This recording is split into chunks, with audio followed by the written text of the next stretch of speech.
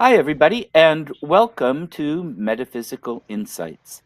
I would like to introduce myself. I'm William Becker, your host, and I have a very special guest today, Mr. Jason Hassler. And Jason has a podcast he's doing now that I've been privileged to be on. He does an excellent job with this. He's the head of Big River Paranormal, which is a TAPS family group, and has had experiences and been around in the paranormal field for quite some time. He also does a lot of fundraisers using paranormal pieces. Um, so, Jason, welcome. It's good to have Thanks you for on the having me. show. Yeah, thank Yeah, you. yeah, you're welcome. Um, I have a style where I just have my ADHD brain take me wherever we go. Okay. And so we bounce around a lot, and hopefully that's okay. You're Yeah. forewarned. Jason's a friend of mine, he knows. So I'd like to ask a little bit, how did you get started in interest in the paranormal? My interest came when I was a child. We lived when I was probably 7, 8 years old, so probably close to 10 or 11. We lived in a house that had activity in it. And for me, like, I thought I was just a kid experiencing things that a kid would experience from, their Uh, imagination or whatever. But, as my brother and I talked. We saw some of the same things in the house and that kind of stuff. And then other people, as adults that had lived there, had experience as well that they would tell us about. So, yeah, so we Great. realized there was actually something going on there more than just children's imagination. Excellent. Excellent. And then, yeah, was it frightening? It was as a child, yeah, for sure, yeah. Okay, what Because kinds of things were you seeing? there was a lot of times there was coughing in the bathroom, like you could hear a man coughing, that kind of stuff. And then we would sometimes I would see like a man in my closet, which I think is pretty common for kids. So that's, like in my mind, I thought it's just, but, my brother saw the same thing, and our closets were touching from our bedrooms. Like our closets were side by side from his room and mine. Hmm. And I do know my uncle had gone into that closet when he lived in the house because I had some family that lived in the house before us. And he was locked into the door shut, and he couldn't get out the door open for a while. So the closet locked him in and then Yes. unlocked itself and let him out. Yeah, I believe that's what happened. I know it locked him in. I don't know how he got out. I was a child, Okay. so I don't. Yeah. Yeah. Oh, that's pretty cool. I know a haunted house, the museum house in Oregon City, that people have had that experience, um, which can be a little disconcerting.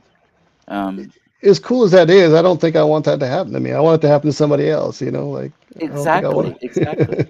Now, the man in the closet, as long as you know who he is, I mean, if you can figure out who he is and what he's saying and figure out if he's nice or not, then that's not necessarily a bad thing.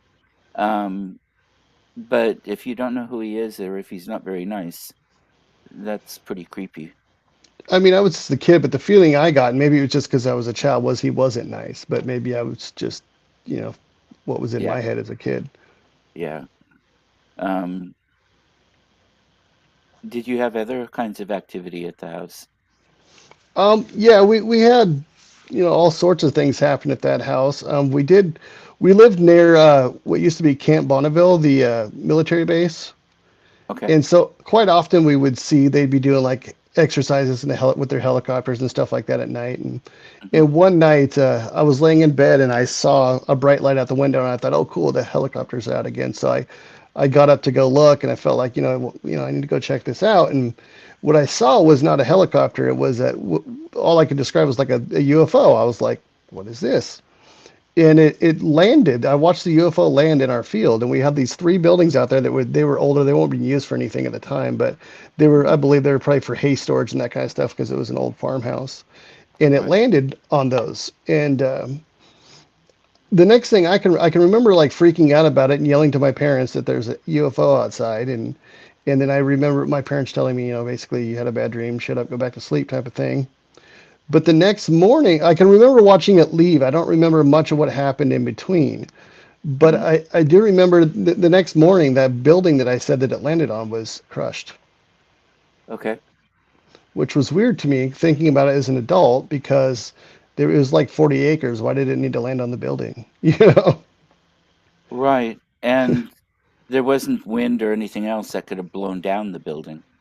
I mean, to my knowledge, that's 35 years Yeah. ago, so I don't recall, but I don't think Weren't so. there? I've heard this story from your brother as well. Hmm. And weren't there some interesting visitors in the house that night?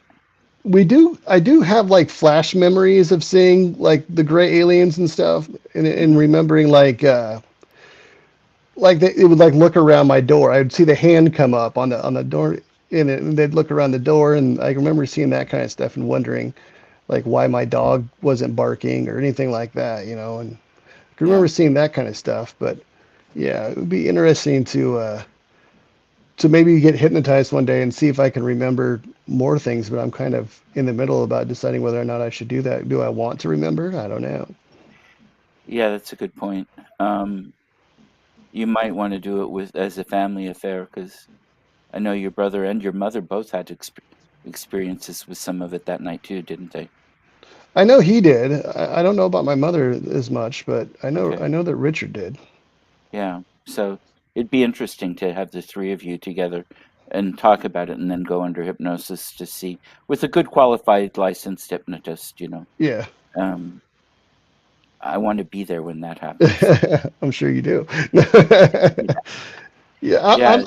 I'm undecided. Like a big part of me wants to do it because it would be a real cool experience and to know what happened or maybe come up with an explanation. But Mhm. I don't know. There's some things maybe I don't want to remember. Maybe I watched too much Fire in the Sky or something when I was a kid. I don't know. Yeah, exactly. And you also don't want to necessarily remember visiting the spaceship.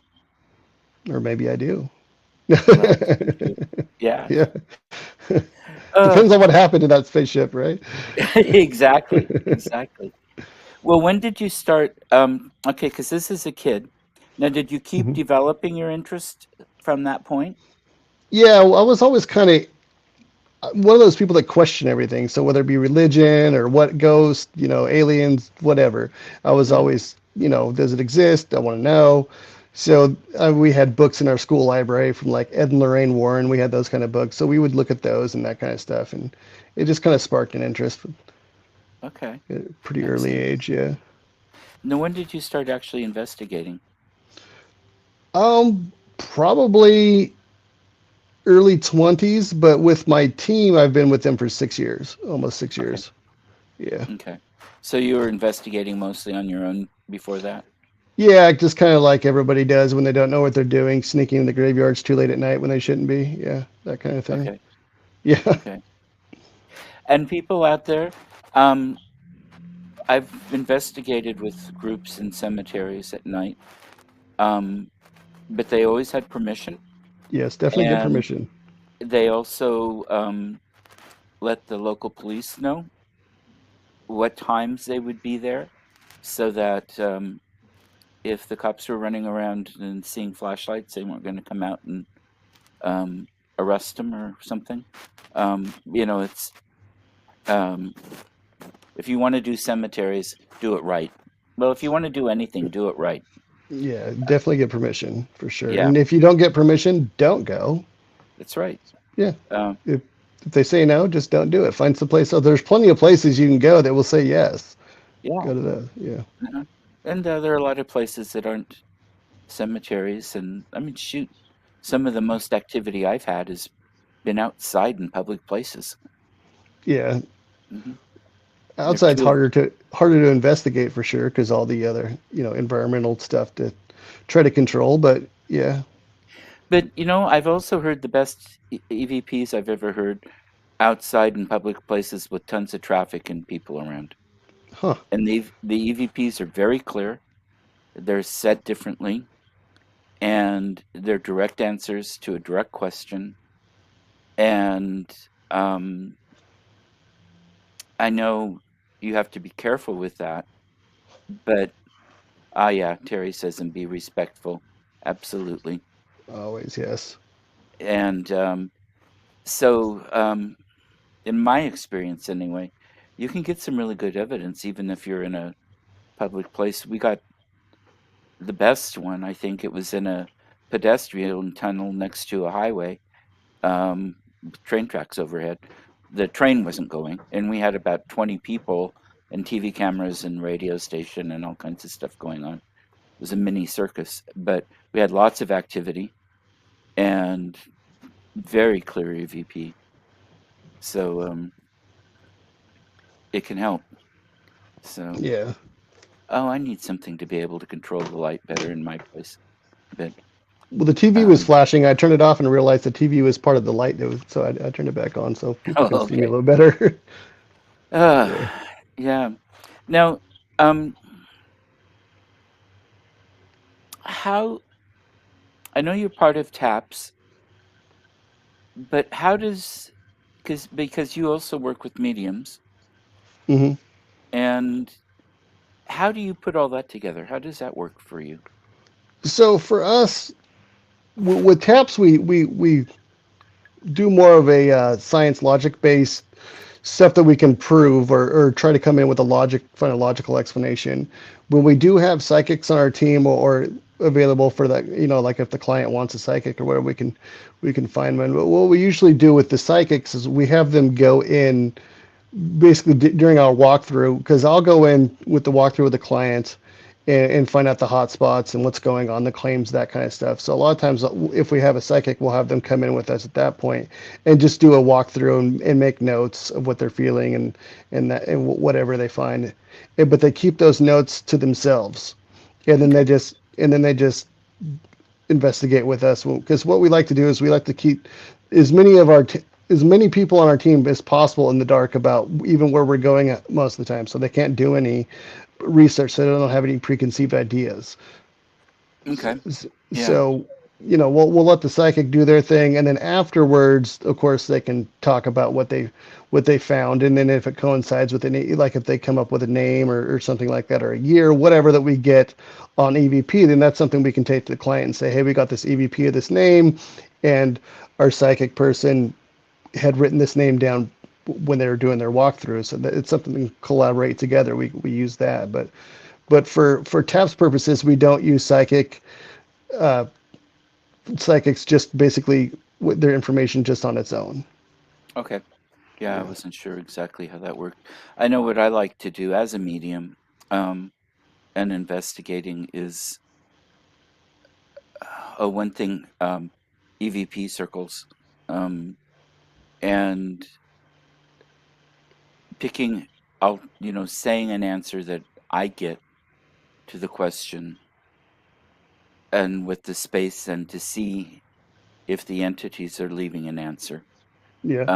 and waiting to say anything and giving them time first, or if I can see somebody there, if there's a girl that looks like she's 10 years old with a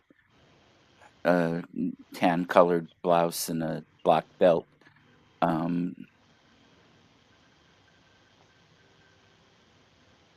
which is the little girl I'm seeing right now someplace.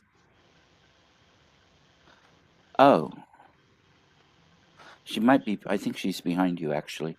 Um, Interesting. Sorry, I digress. Yeah. But and then asking those questions, is there somebody like that, as a way of, reaching out to individuals that show up, and instead of, do the generic whoever's here, but also ask it in a question form. Yeah. Is there a little girl, blah blah blah, and um, so but I know that not everybody likes that. So when I work with the team, I ask them what they want, how they want it done, Yeah. For and us, with our EVP sessions, a lot what we do is, especially in a location that's been investigated a lot, we won't go in and ask the same questions that the five other teams that have been there last month asked. We'll right. go in and we'll just sit down, and I find that if you just have regular conversation amongst yourselves, you'll get them joining into your conversations quite a bit. That's what I've heard from a lot of people, and to me, it makes sense. Yeah. Yeah. Um, there, and especially if you're in a place where, it was used as a party. You go a lot of houses or a lot of buildings, they had so much activity that was social going on, and Yeah, for it sure. it really helps.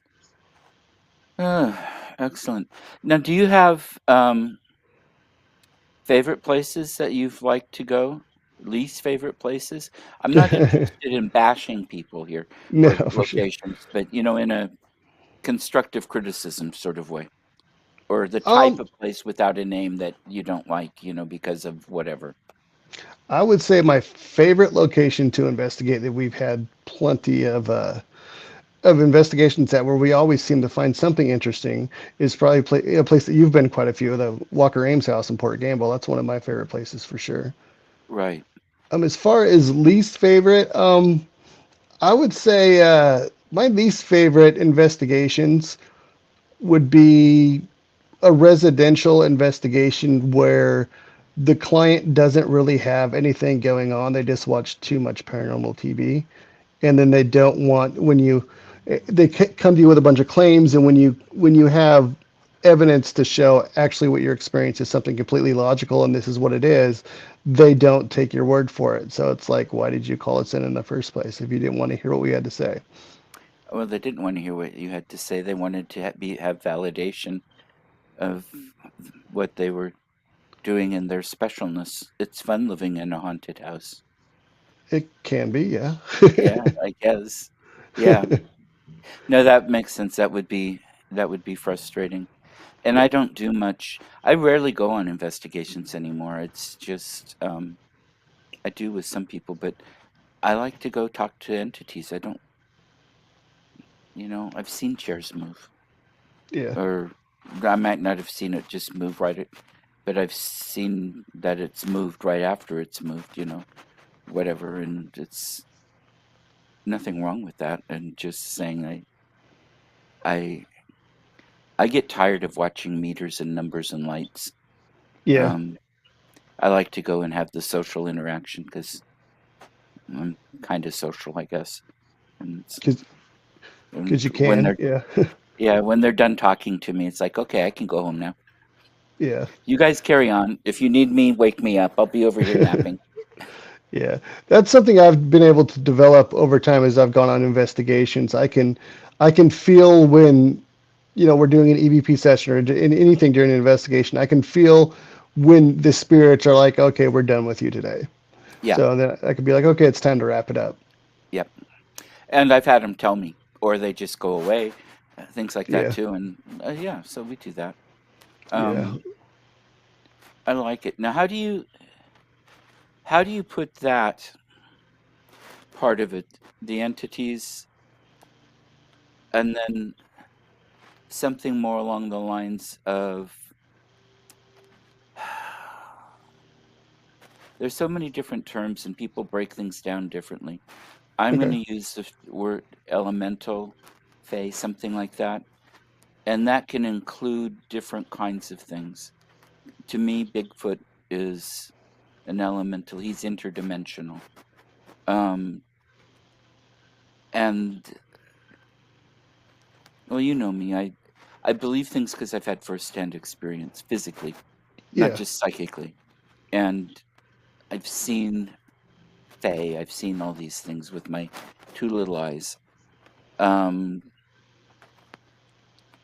how do you put them in, or your interest or focus or lack of, or do you see them being part of the world with the investigation sometimes? Do you see this as an other? Do you see kind of a continuum where it's all part of the same flow of being? Or I'm being clear as mud, I'm sorry, but I don't know You how know, else to say it. honestly, I'm not really sure, to be Okay, honest. I don't, yeah. that's a good answer. I mean, Yeah. um, That's part of I, why I do this to kind of find out what exactly everything is. yeah, and I wasn't sure how much you were have an interest in that part of it. We Yeah. haven't really talked too much about those, just in our own personal conversations. So, As far Um, as like Bigfoot and that kind of thing, I've never had a personal experience, mhm. so I'm skeptical. But like, I mean, it makes sense to me. I mean, there's so many sightings and evidence and that kind of stuff that there has to be something out there. I just haven't had an experience with it myself, so I can't say for sure one way or the other. Yeah, no, and I have seen one. And several years later, I'm still open to being wrong about that. But I go through and I look for other explanations, pulling up that night, and I have not found any. Yeah. And that also then helps with the psychic communication I had with them. I was with a group of people. I was the only one that saw. I was at the end of as usual, I'm off kind of wandering around looking to see what I see behind the group or off in another place. And so they were all up the road, and I wasn't going to yell, "Hey guys, come look at this." I just stood there and watched for a minute, maybe, and Yeah. thanked him and walked on. I mean, it was clear that he was letting me see him. There's a theory about that that some people believe if you saw it, it's because they wanted you to. Yeah. Or So else they just got taken by surprise and didn't realize you were there till it was too late or something. Yeah. I would imagine, like most wildlife, they know that you're there in the woods before you know they are. So Yeah, I think for most of the time, but you can scare them sometimes. Um, but I think in this case it was, and we had activity around the camp too that um, even before I had the visualization. were you there specifically looking for Bigfoot, or you were just camping? I was there looking. We were there looking for it. It was Okay. a small group a friend of mine put together who has had a lot of personal experiences with them and is very knowledgeable about camping and forest and wildlife, and somebody who's lived in the woods and has done kinds of stuff. And we were also just off a little logging road type thing. I mean, we drove regular cars in, and we Oh, weren't okay. we weren't out in the bush 5 miles from something. I don't do that. Um, I don't either. and so this was, it was a very civilized camping trip, and um, yeah, it was good. It was a good experience. But now I've done it, and I don't need to do it again. I mean, that was the message from my guides. Okay, now move on. I know before I joined my team did go on like a out in the woods and do some Bigfoot hunting, but I wasn't there. But we've talked about setting up a trip to do it again, but I think it would be mostly just a fun camping trip instead. hmm Well, and I can give you, people Yeah, that have gone off doing looks and searches and stuff.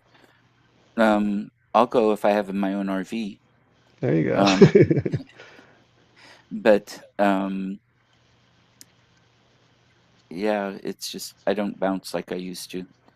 Um, Right. how how do people get a hold of you? Let's go through that piece of it before I Okay. forget. Yeah. So if somebody was looking in the Oregon or Southwest Washington or Idaho area for assistance, think that maybe they had something paranormal going on in their location, whether it be their home or business or whatever, they Mhm. could go to bigriverparanormal.com and click on the Contact Us page.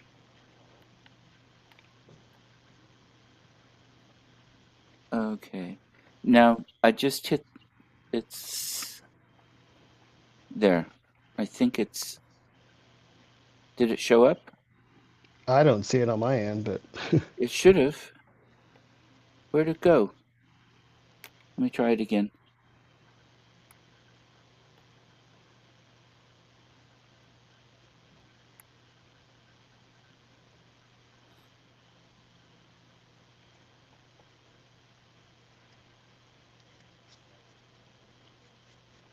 It's vanished.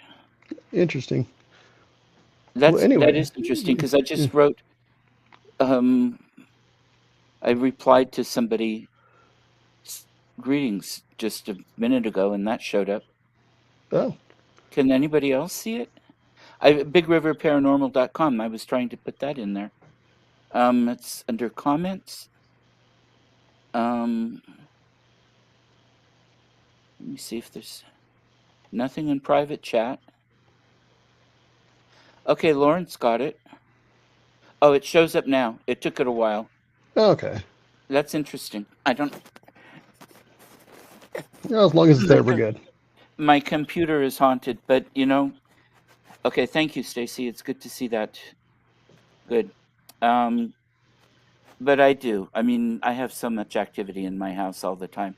I don't pay attention to it unless it just really catches my eye or somebody else I'm talking to says, you know, there's this and this going on behind you or around you or whatever. And it's like, oh, okay. So, actually, that leads me to another question. What kinds of places do you think are haunted? I mean, does it have to be a place that somebody's died? Does it have to be um, I think it could be old? anywhere, really.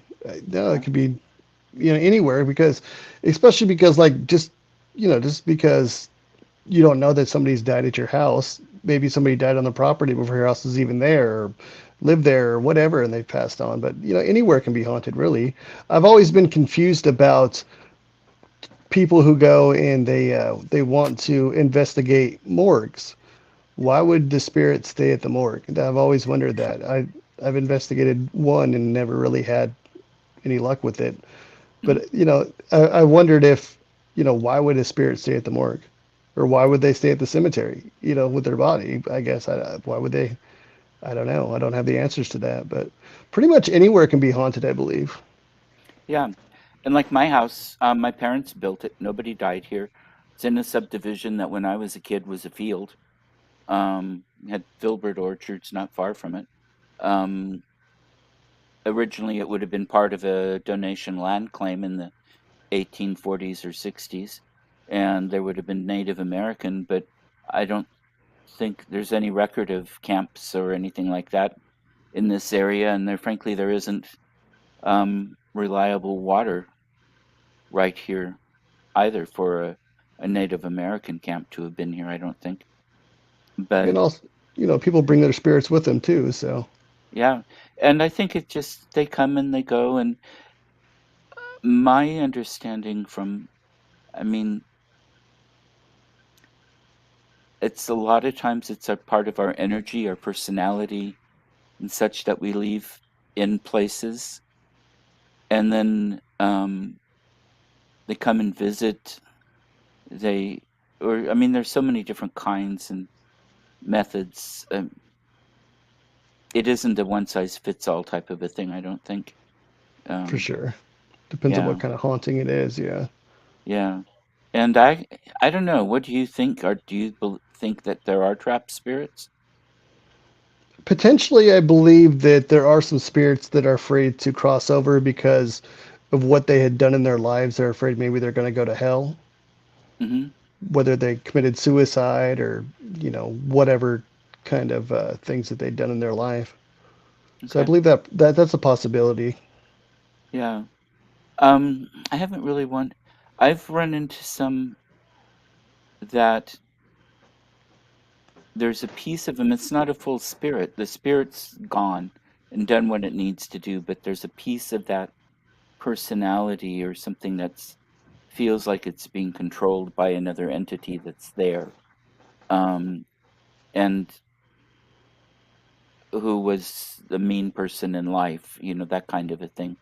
And when you point out to him that, oh no, that the other person's dead and can't do anything to you, it's like, oh yeah, that's right. And Huh. they go, you know, they are free to do what they want. But again, their souls weren't trapped there. It was a piece of them that feels different. It sounds different. You know, I don't know. Interesting. It's hard to say. And I think there's a lot of travel back and forth for a lot of them. Um, Again, they're all different, interesting, but That's what I tend to believe is that they come back to whether they're checking on their old house, their family, or whatever, but they come back to visit or whatever. Yeah, there's a lot of that. And the ones here, but I know people have seen my mom here. I know people I have had um I could tell my dad's been here at times. Um I've had people well, I know Grandma Becker's been here at times. There are some things, but a lot of what's come through, are just total they're strangers or people from past lives. Yeah. And that's always interesting.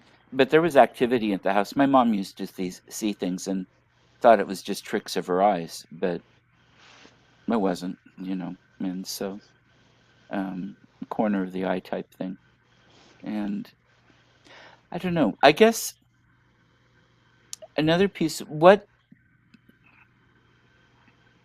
would really be a high point for you as far as your own research, and not just investigate being in an investigation, but um, kind of the holy grail of what you're looking for as far as understanding or knowledge or experience. Um, and I know you're not in this for the shits and giggles type stuff, but you're in it for the genuine reasons. And um, I guess more of an answer into the depth of why you do it and what you really would like to get out of this work. For me, I want questions answered like what does happen to us when we die? Hmm. Because I'm non-religious, so I don't believe in a heaven or hell myself. I mean, I could Hmm. be wrong. There could be heaven and hell. I don't know. But I've had enough experiences to know that there are spirits around us. So they're not in a heaven or hell, or is this heaven or is this hell? I don't know. There's no Hmm. way for me to know. So that's why I go looking for the answers. And I don't know what exactly we could find that would prove that, but I'm going to keep trying regardless. Okay. Yeah. Okay. That's And interesting. then honestly, if we found an answer, half the people wouldn't believe it anyway. So, you Right. know, And it's hard to tell if we're even meant to know. that's a big thing too. There's only one way to find out when what happens when you die, and I'm not ready to do that yet. So, Hmm.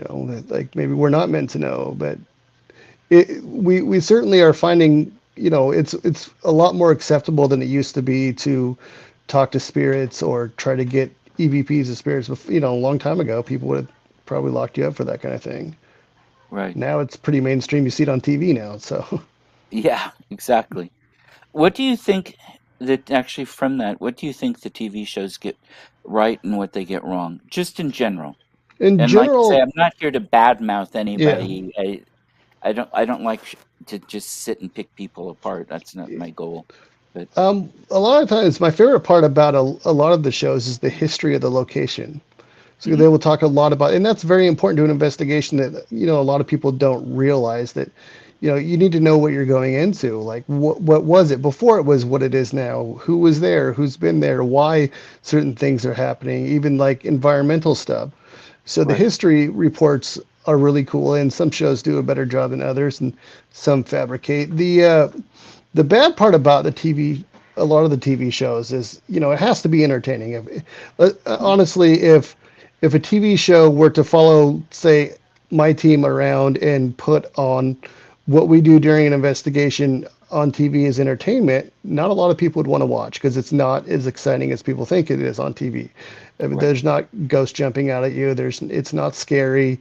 There's not demons. We're not going to have chairs flying across the room and that kind of thing. It's really just a bunch of us sitting in a dark room, claiming our body functions and talking to nobody and hoping that they respond. Right. So Yeah. it's not really entertaining as far as, and we do have like people that will join our team and wanting to get into this, and then we take them on an investigation or two, and they're like, this isn't what I thought it was going to be. So we try to explain to them, like this isn't what you see on TV. If that's what you're looking for, we're probably not the team for you. Right. Right. And you don't go around yelling at the entities and all the rest of it either, do you?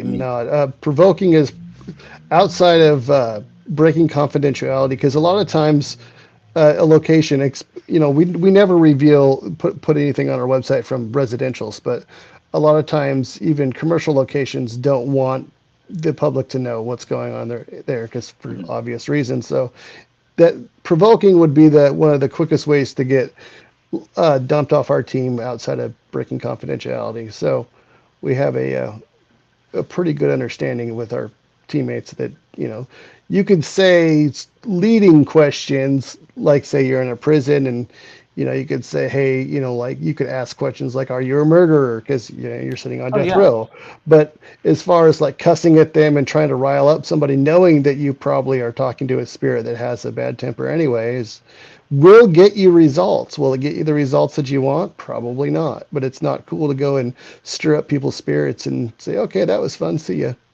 yeah. No, I agree. I'm glad. I thought that was your answer, but Yeah. I thought I put it out there. People listen. Um, it's like Terry said earlier, and be respectful. Yeah. You're Um, talking to a person after all. yep. And then Cliff has got, yep, exactly. Um, and you know, a lot of times the entities. Well, just an example. I was in Russia at my grandfather's father's house, and his grandpa's stepmother came flying out the upstairs window, just like out of scene out of Fiddler on the Roof when the butcher's wife in the dream sequence comes out to threaten. And I laughed at her, but she was mad because she knew my grandma told me all the horror stories about this really evil human being. And then I was talking to grandma in the school where she had gone, and her reply then was, imagine what her life must have been like that made her into such a horrible person. Something that had shifted that had made her this way. And so, some compassion and understanding for the horrible human being.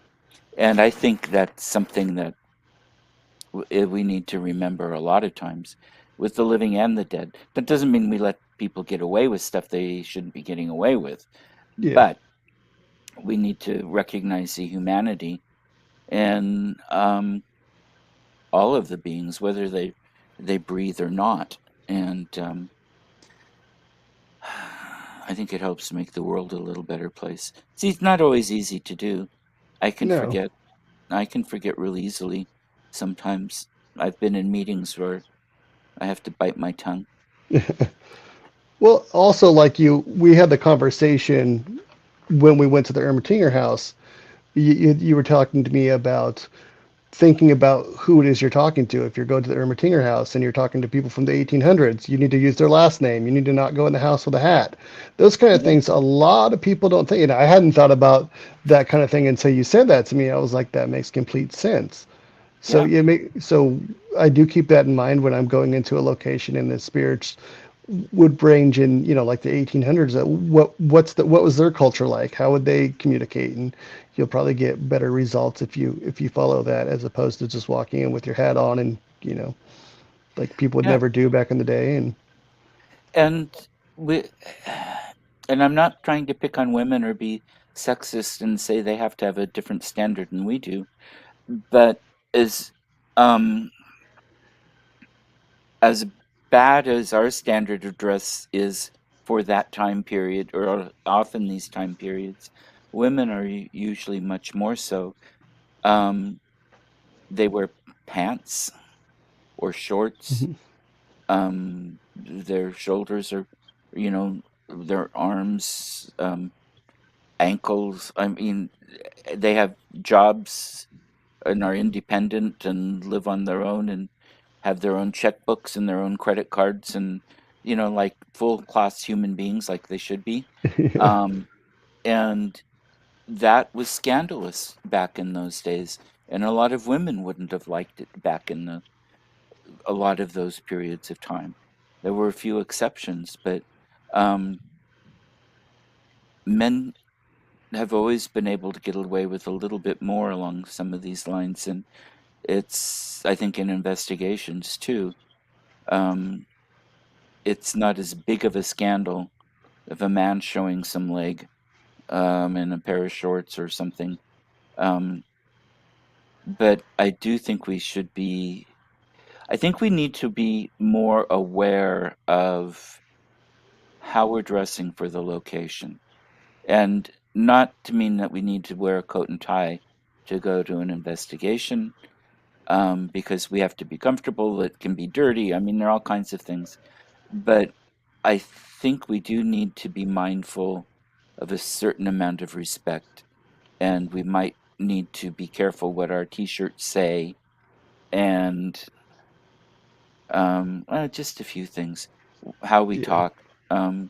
And each place is different. And it's an idea. I'm not saying it's a rule. It's an Yeah. idea Yeah, because we I have try. dress code for our team, so Oh, yeah. what is it? Well, so we prefer that if you have a team shirt, you wear your team shirt, obviously. But if you're a new member and haven't gotten one yet, that you need to wear something that's like black or dark color with no logos, no writing, that kind of stuff on it. And then Hmm. obviously like a nice pair of pants, or we're not gonna. You could wear shorts as long as they're not inappropriately short or anything like that. But Hmm. yeah, so Okay. just so we look like respectable team members. Yeah. Mhm. So we're not Not like wearing we just shirts. Yeah. go ahead. Yeah, so that way we don't look like, we look like a team as opposed to just a bunch of people that decide to get some cameras and go out and find a haunted house somewhere. Yeah, and people aren't going to want to lock the door because they think you're some kind of a gang, or looking out to. Yeah. Yeah, good. That's good to hear. Because it's easy to be so casual, and I understand that. I mean, I like to be comfortable, but Yeah. um, we need to. I think we need to be aware. Um, And the language we use too, we try not to swear on because I swear as much as anybody, probably more than most. But on investigations, we try not to do that because for one reason, if I'm over here dropping the F bomb and we get a really nice EVP as I'm doing so, I can't really share that with a client, can I? Can't go on the website, we can't use it. And you another can reason, believe it, I guess. There's yeah, something you can do, but yeah, it it really depends looks on the unprofessional. client. Yeah, it really looks unprofessional for sure. I Right. mean, I mean, clearly, if you're, like you get scared and you're, oh shit, like things like that happen. But like, we're not going to be talking, using the F word and that kind of stuff. Hopefully, we Hmm. try to avoid that as much as possible. Yeah. Yeah, that's good. And I try to as well. And often when I'm doing work, I'm working with other people. Often I have students or something, and I certainly try to be professional during those times. Um, I really don't want to make everybody, think I'm an idiot. What? Not only that, when we're out on a location doing an investigation, how we act represents the entire local paranormal community. So Hmm. if we go in there and make fools out of ourselves, then the next paranormal team that wants to come to that location isn't going to be able to get in because of how the last team acted. And we've run into that. And people are Yes, like, so it doesn't do any favors to anybody when you go in there and make a fool of yourself. right. No, and I've known of several cases that um, because of the actions of one or two people have Yeah. quit allowing anybody in. Yeah. It Um, certainly happens. hmm And it makes sense. It's unfortunate, but it makes sense. So now, what is your favorite kind of place to investigate? You know, it really just depends for me. I like theaters have been I've theaters have been lots of fun. We've done quite a few theaters recently, and they're big and we can take a lot of people in there. And for some reason, theaters people just like to hang out at theaters when they die, Okay. like the actors and stuff. So I've had a lot of theaters, older homes like Walker Ames type stuff. Those are pretty cool. But Yeah. Hmm. Cool. Hey, Cliff has a question. Have you I your have voice? not ever had that experience with Bluetooth speakers now, but we usually don't have anything like that connected when we're investigating. Okay. I have heard from stereos outside speaker from computer stereos like Pandora turn on in the middle at 11 o'clock at night when the systems are off and it's impossible, nobody's around, and it's supposedly impossible for them to do that. In fact, they should have, if they'd been left on, they would have turned off by then automatically. Yeah.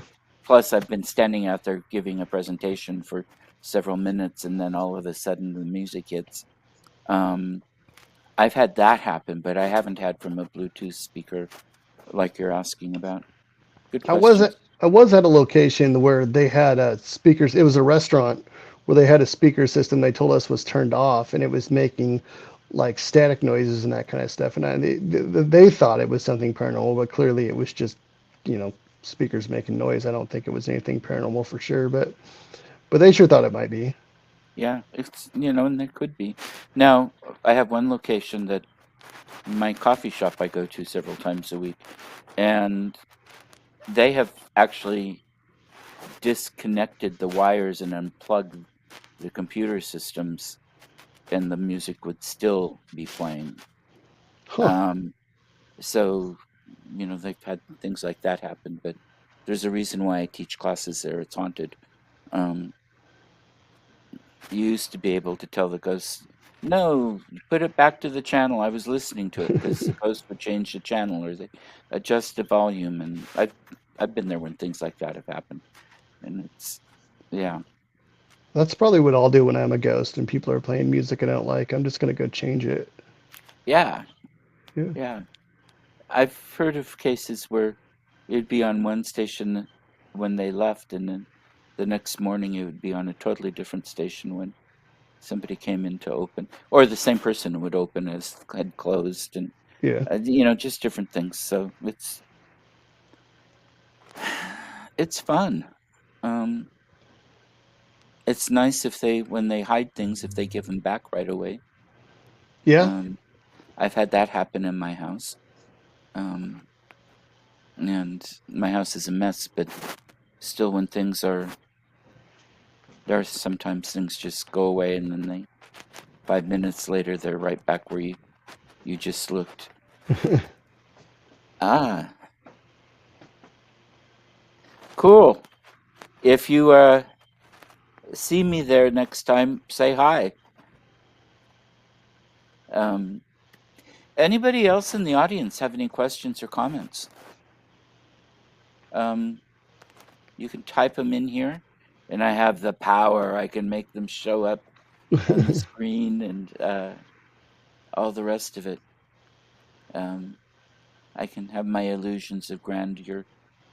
Um, what else? We're getting close, time wise and stuff. What else would you like to make sure that you would like to get out? Anything you're doing that you want to promote? Anything in particular you want to talk about yet? Because as people know, I don't script these. I just have a Yeah. conversation about what goes, and each one's different. As far as So, promotional stuff, I do have my podcast you can check out. It's Hassling the Paranormal, and it's available on all the major podcast platforms: mhm. Apple, Spotify, Stitcher, all those, Pandora. So you can check It's that very out. good too. Actually, I've listened, so I promote it. I give it two thumbs up. I appreciate that.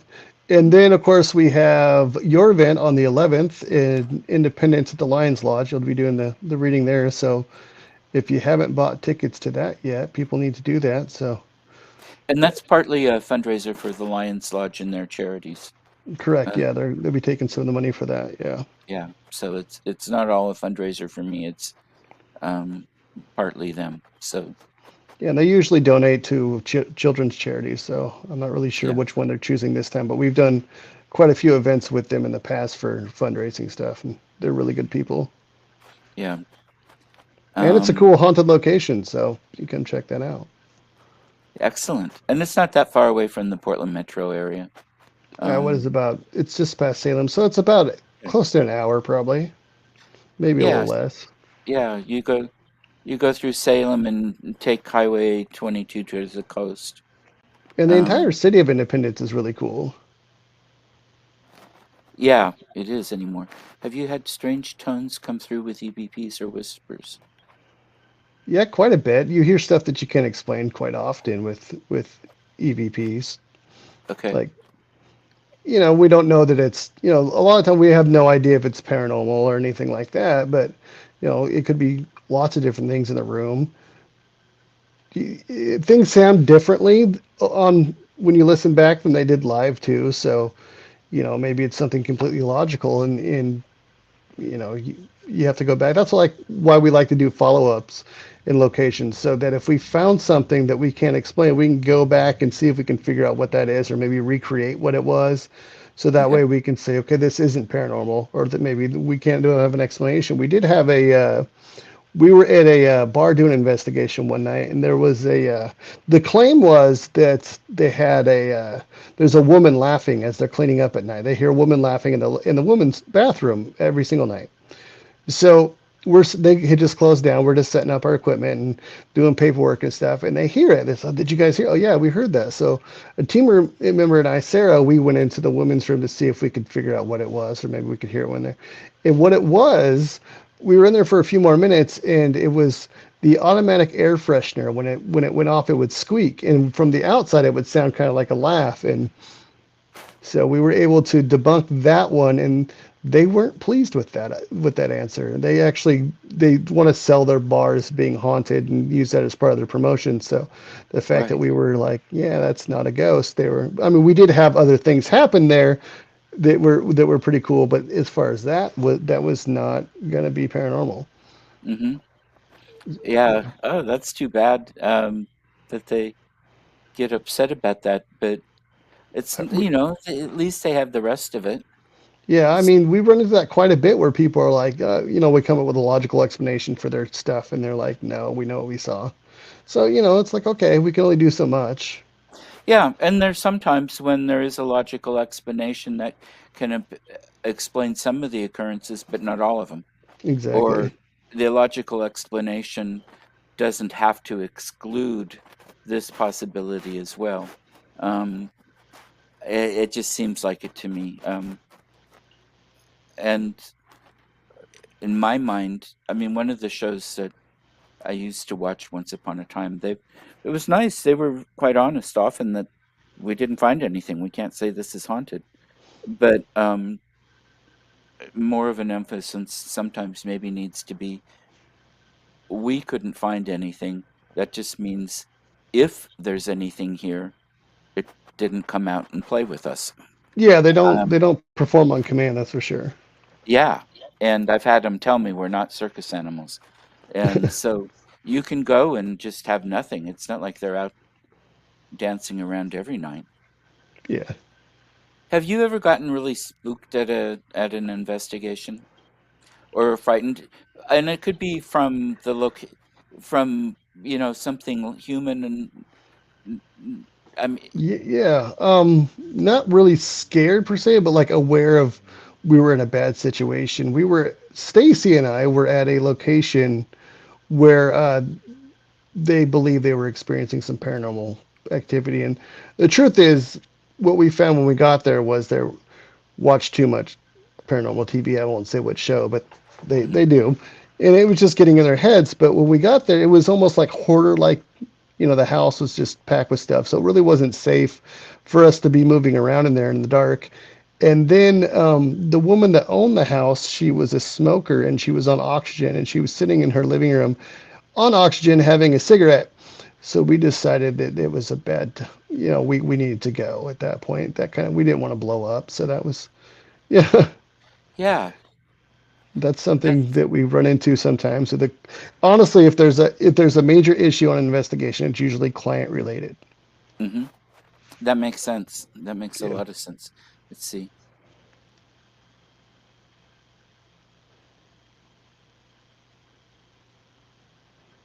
Oh, that's interesting. Huh. I'd never heard of that before. I haven't either.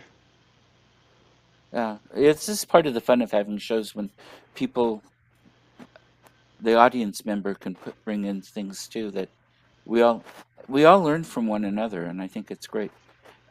But yeah, I always just it's the living that scare me, not the dead.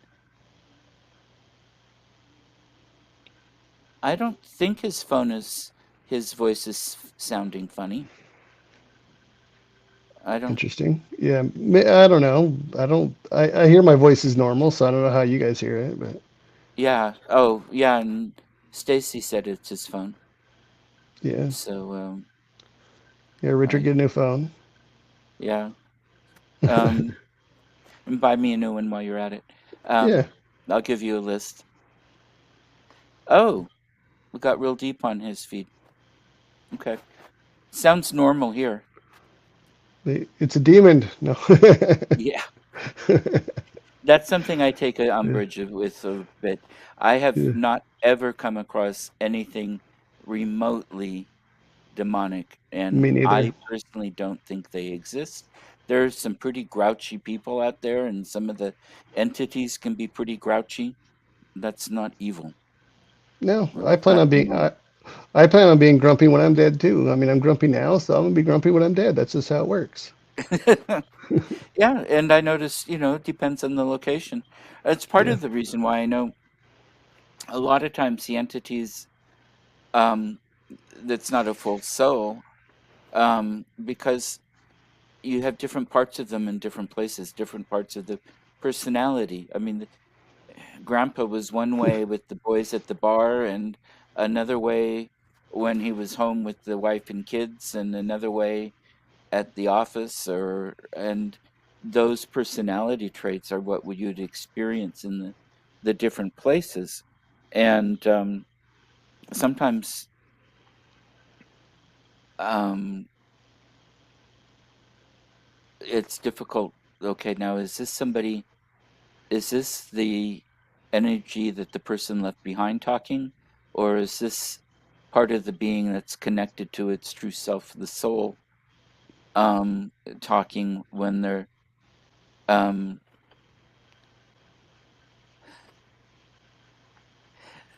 that's funny, Cliff. Um, Yeah, if that's what's um, happening, I'm gonna go to the chiropractor. That's for sure. as long as you're not spitting up pea soup. Yeah, why But not? yeah, it's a different thing than a demon, um, and the scratches and everything else. But I I try to be respectful for people with people, but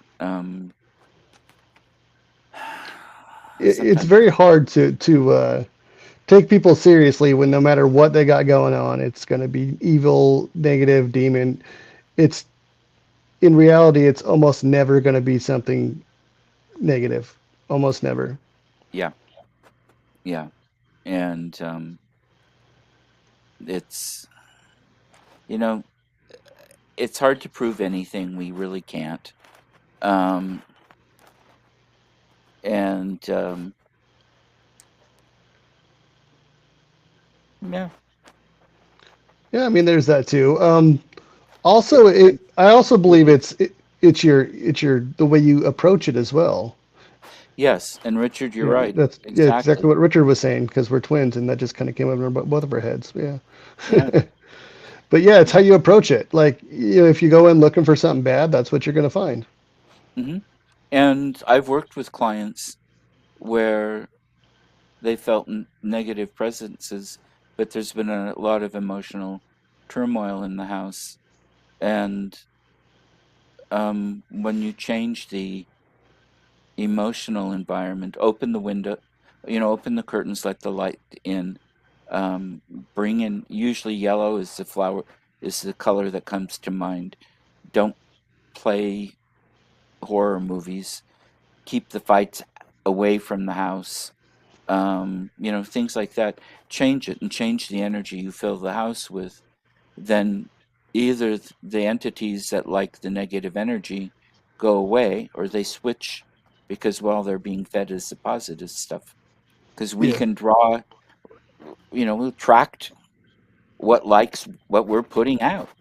And then if we're putting out X, we're going to get something that likes X, and they're going to do things to help increase that negativity.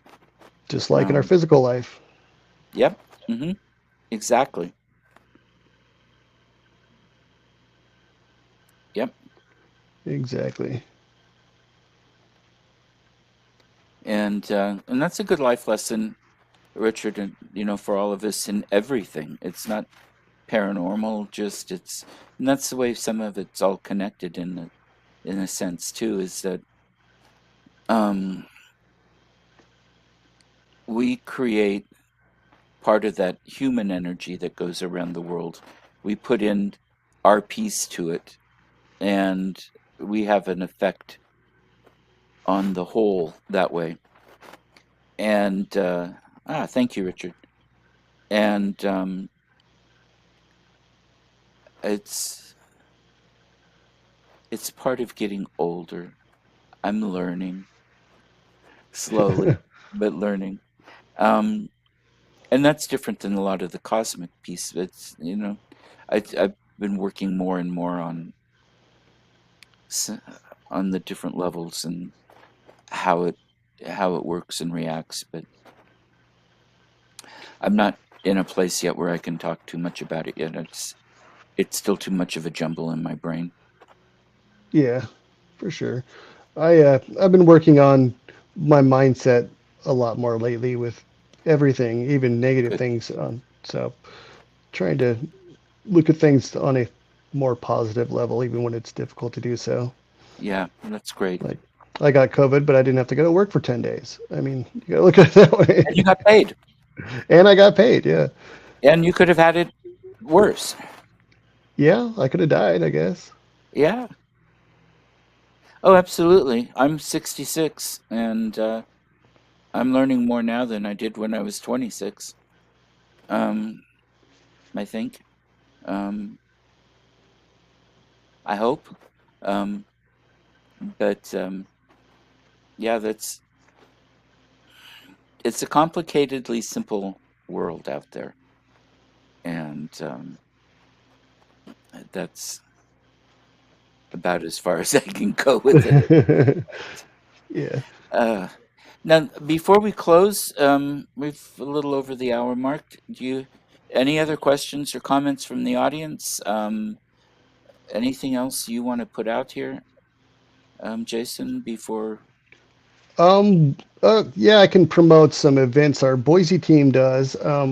At the old state pen in Boise, Idaho, you can check out our website, bigriverparanormal.com, for dates. They do public investigations there. You can buy tickets on the website there under the Investigate with Us tab. And then okay, they have one at the Geyser Grand in Baker City as well. okay, I saw that one coming up. Yeah. So there's several dates there throughout the summertime. So check it out and come investigate with them. It's always a Okay, good time. and the Geyser Grand is haunted. I have seen ghosts there. I've Um, visited there, but I've never actually done the investigations there. So it's a I very have, cool building, but the yeah, prison is really cool. yeah. I haven't really investigated there, but when you're sitting down having dinner and look up and see three women looking over the balcony, and they're dressed in period clothes and are somewhat transparent. Yeah, it's just kind of nice. And you say hello and finish your dinner. But yeah, so that sounds like fun. Um, yep, and I've got the event on the next Saturday, the 11th. Yes. Um, and I'm doing a fundraiser for the Friends of the Irma Tinger House in Oregon City in May 13th, I believe it is. There'll be information out on that later. It's a small group. It's one of these classes I do where it's working with psychic development and then putting that into an investigation of the house. This is the third oldest house in the state of Oregon. It's crazy haunted. It's small, so we're limiting it to about 15 people, and all the It's very money cool. goes to the Friends of the Ermitinger House. I'm not I'm not taking anything out of it myself. So Sounds like a fun event for sure. yeah, It's a cool so place. that'll I'll be posting about that once we've got everything up and running and operating and tickets. We just got the approval yesterday from the city to go ahead with it. So Awesome. Maybe I'll come yeah, check that out. cool. Thank you. Yeah. Jason, it's been a real pleasure to talk to you, Yeah. and Thanks for having me. I'm glad you're recuperating so well from COVID, and Yeah. You you're too. you don't look dead at all. Not quite Um, yet. I did a yeah, week ago or two. Yeah. yeah, I believe it. But Yeah. you look like as close to normal as um, anyone should ever look. I don't want people to be too normal. Yeah. Appreciate that. So see you for the fights. Yes, I'll be over in a few minutes, Richard. I'm going to Okay, Richard's house. There's the UFC event going this okay, evening, so we're gonna watch that together. okay. Root Yeah. beer pizza and fights. Yeah. Pizza sounds good. Yeah, actually it does. I think I have one in the freezer. All right. Anyway, thank you all for watching, and I will get the links out to you either later today or tomorrow that we can spread out so people can Awesome. watch it after the fact. Sounds good. And um, oh, thank you, Katie. Well, for sure. Katie's a sweetheart. A very kind, wonderful human being. Um, and thank you for being here. We'll do it again, Sounds and good. I'll see you next Saturday. All right. Cool. I'm sure I'll talk to you before then. Oh, yeah. Sounds good to me. Okay. Bye Have a bye. good one. Bye. Bye bye, everybody.